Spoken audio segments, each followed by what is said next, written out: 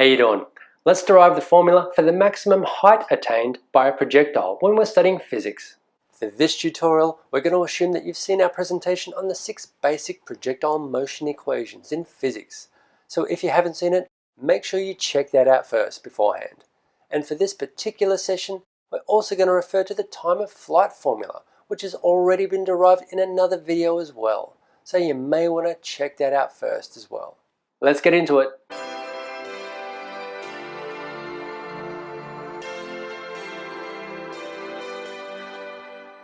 So the maximum vertical height attained by a projectile is going to be this height here, okay?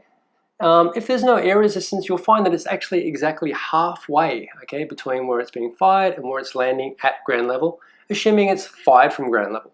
Okay, so we're looking for this maximum height here. In order to do that, we're going to go back and look at one of our 6 basic projectile motion equations. We're going to use this equation. And bringing it over, here it is. What is this equation? It's the equation that gives us the vertical component of velocity at any time. Okay, so as the projectile is fired and the t value increases, this gives us the vertical component of the velocity of the projectile as it's flying. Okay, so from here to the middle, we're going to have a vertical component of velocity up, and from here down to here, the vertical component of velocity is going to be down, negative direction. So maximum height, what's happening when it reaches this point up here? What can we assume? Well, at the top there, the vertical velocity, so on its way up, the vertical velocity is positive in the up direction.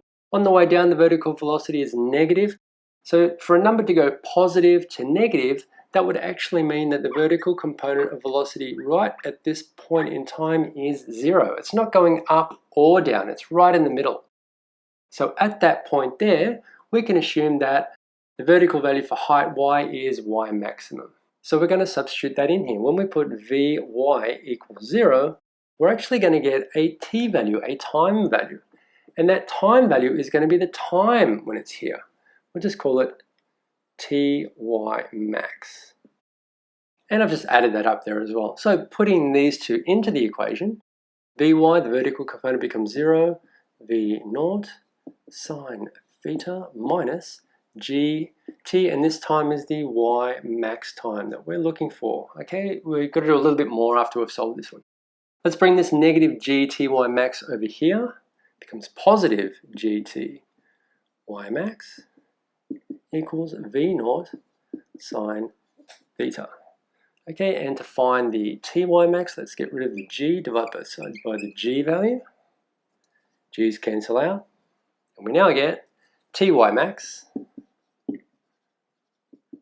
equals V0 sine theta over G.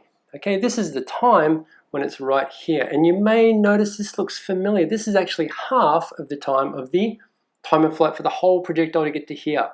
Since there's no air resistance, it's actually perfectly symmetrical. Okay, time of flight is actually this expression with a 2 there. Okay, go and take a quick look just to check. Uh-oh, we better do as he says. Let's take a quick peek.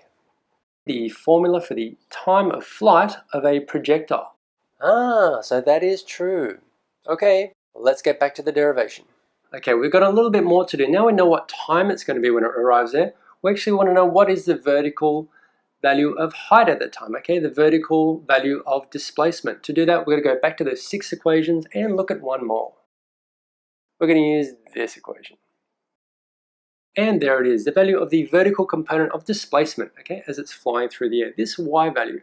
So we're going to put in this value for t, our y max value that we just found, into this equation, and that's going to tell us the y value at this position here, this vertical height, okay? So let's put them in. So the substitution we're going to do, we're going to put t equals Ty max, and then what happens? Magically, the y value is going to become y max, okay? This vertical value here that we want. Okay, so let's substitute these into this equation. So let's do it, and we're going to come down here. So y becomes y max equals V0 t. T is the Ty max. This value, we're going to whack that in for t here. V0 sine theta over G. And that then gets multiplied by sine theta again. Okay, now minus 1/2 g, and here's our ty max again. That's got to go in there and then get squared. Wow, v naught sine theta over g, and that's got to get squared. Oh, what a mess. Okay, let's bust this out. See what this simplifies to. Hopefully it's something simpler. So v naught times a fraction, let's put that on the top. It's going to become v naught times v naught, and then sine theta times sine theta. Sine theta times sine theta becomes sine squared theta. And that's all going to be over g. Hopefully maybe you've learned. If not, I'll just quickly explain it. Sine theta times sine theta. Okay, with our trigonometric expressions here, sine theta times sine theta is sine theta squared. Okay, but the brackets get annoying to write, so what we actually say is sine squared theta, like that. Whenever you see that, that just means sine theta all squared. Okay, you do the sine of the angle and then you square that result. Okay, like so. And oh, this is worse over here, minus 1/2 g times, and all this stuff inside here is getting squared, v naught squared, sine theta squared. Oh, so that's going to become sine squared theta. Okay, as we were just talking about. What a mess. Okay, let's keep going here. V naught times v naught is v naught squared sine squared theta over g minus, oh, and I messed up here. The g is also getting squared. That should be squared down there. Apologies for that. And we're going to lose a g there. 1g is going to cancel with 1g, still leaving 1g on the bottom.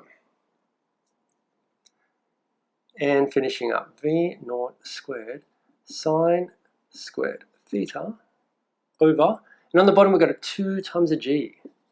2g. How are we going? Is this getting easier? Yes, these are like terms. They can be added, but we do not have a common denominator. We need a 2 on the bottom here. Let's just put a 2 there. And to counterbalance that, we've got to put a 2 on top. Okay, so we're uncancelling 2 2's. So we now have a common denominator. Let's go high to finish this. Y max. Right, so we have a common denominator of 2g. And on the top we've got 2v squared minus sine squared theta. 2v naught squared sine squared theta. Sorry, v squared I think I just said v. Minus v naught sine squared theta. Okay, so we have a common denominator there. Oh, v squared, those are exactly the same. We can just do 2 minus 1 equals just 1. So y max equals v naught squared sine squared theta all over 2g.